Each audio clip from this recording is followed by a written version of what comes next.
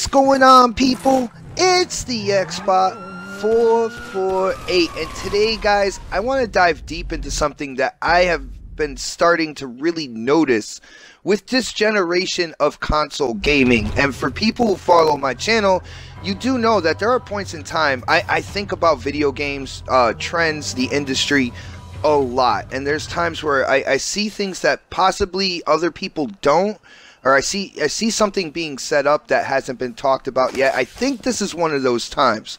But I want to talk about the quote-unquote non-exclusive exclusives. Now, with me saying that, there are games that, you know, with this generation, like Attack on Titan, One Piece Burning Blood, that a lot of these extremists, these diehard platform supporters have touted as exclusives.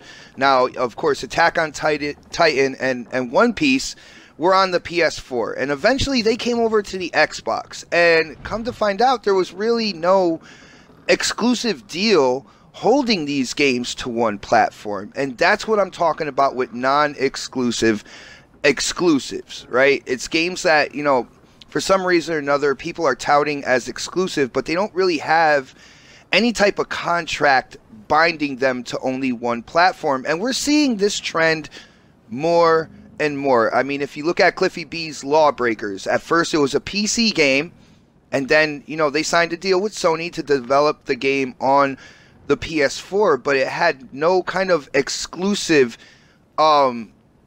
binding from that game to only be on the PS4, and at any point in time it can go to Xbox. If you look at PUBG, which is a game that is absolutely blowing up in the PC space right now, but and it's coming to the Xbox One platform, you know, for this holiday with Game Preview, there is actually no contract stating that, you know, Bluehole, the development team, can't make that game on any other platform like the PS4. And with games like, you know, Attack on Titan and One Piece Burning Blood, you know, of course, the extremists out there, before those games launched, they were touting them as exclusive. Of course, Sony wasn't saying anything any different. They weren't really talking about it. They just said, you know, it's coming to our platform, which is actually the best business decision. But, you know, these extremists, you know, they get kind of caught with that quote-unquote egg on their face at the end of the day once these games do go to the other platform. And I don't know how I feel about this situation. It just seems like a trend that's been building more and more this generation. Now, I started my YouTube channel this generation when it comes to the gaming consoles and stuff like that. So if there was a trend with the previous generation, with the 360 and the PS3, that goes along these lines, yo, please hit up the comment section and let me know. I'm into gaming. I was always into gaming, but I never really saw this last gen. So if there was, and I'm asking for a trend. I'm not just asking for one or two games within the 8 years of you know, game development for the 360 or the PS3, but I'm talking an actual trend. Then definitely let me know, hit up the comment section. Other than that, I see this as a trend for this generation, and I don't know how I feel about that. I like, when I'm going to the store to buy hardware, to buy a console or something like that, I do like definitive statements of, you know, this game is exclusive to this platform, this game is exclusive to this platform. You can't get this game on this platform, but you can get it on there. You know what I'm saying? I like that knowledge, that defined exclusive lineup and list. And of course, you know, first party is definitely gonna be exclusive, but I'm talking about like these kind of like second party development deals and stuff like that. It's just, they have gotten so vague that you don't know. There's people that speculate on social media and stuff, you know, especially PUBG lately. People are like, well, Microsoft should lock it up, or how long is it going to be until it gets onto the PS4? And of course, when I'm talking about these games, I am not talking about Tomb Raider and Dead Rising, because those, within the contract, they were timed exclusives for a year. So that automatically takes those games and puts them into a different category. But I do see a trend growing here, and like I said, I don't know how I feel about it.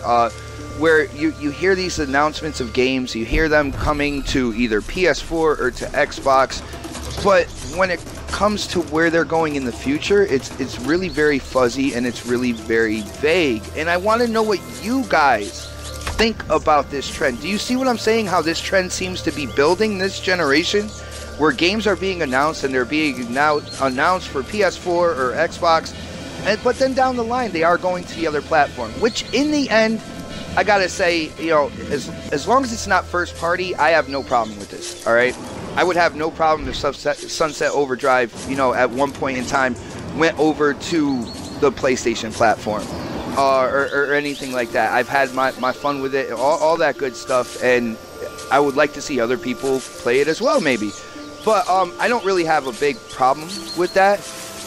But it just seems that this trend seems to be building. And I actually have kind of like I guess you could say a hypothesis as to why. And it actually did start last generation, because last generation, the kind of like the indie gaming movement really started to flourish on console. You started seeing more and more indie games on console. Of course, 360 was leading the way with that.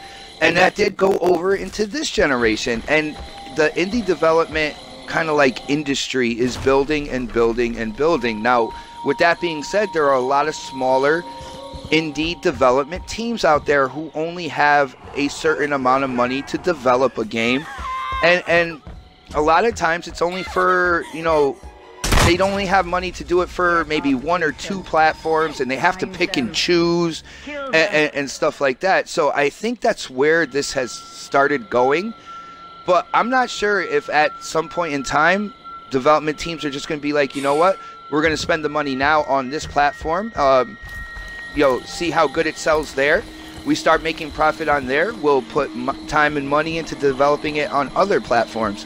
So, and that's where I get a little bit grayish on this, because if you're going to go multi-plat and if you have the funds to do so, the best thing, in my opinion, would be to go multi-plat right off the bat. But with seeing this trend and gamers kind of like accepting this vagueness when it comes to either the game is exclusive or it's multi-plat, you know, it's possible that the bigger developers, the bigger publishers will take advantage of this at some point, because they see that the gaming industry, the gamers out there, the consumers are accepting the way that is. So that's kind of like the downside to it for me, is like, I'm not sure if the bigger publishers and developers, if they see this trend and they see the kind of like acceptance from gamers on what's going on here, that they might take advantage of it.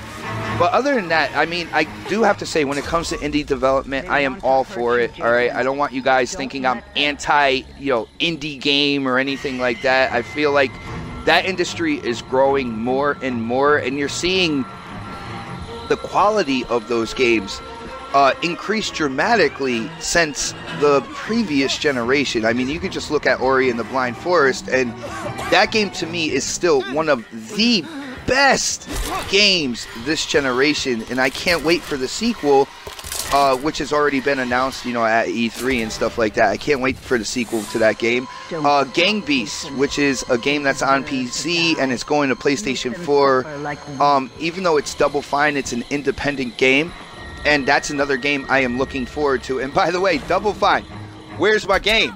You promised, you said that Gang Beasts would be coming out Q1 of 2017 for PS4, and we're still waiting. So Double Fine, if you're listening, I'm waiting here. I'm trying to be patient. You're kind of, man, you're working my patience a little bit with this game. But I do want to know what you guys think. Do you see the trend? Attack on Titan, One Piece, you have Hellblade, which is another example of something that doesn't really have an exclusive marketing deal, an exclusivity deal with that platform, can go to another platform, and you see it basically as a loose exclusive right now on the PS4. I want to know what you guys think about this. Do you see this trend continuing? Do you see it building speed? Do you see it kind of like building momentum? And if so, what do you think about this? Do you think that the big developers, the big publishers are going to take advantage of this at some point in time? But guys, this is my video. This is my topic for today. If you like the gameplay, you like the topics, you'll definitely hit that thumbs up button for me. And if you haven't subscribed yet, definitely subscribe. But as for now, this is the Ps448, and I am definitely signing off.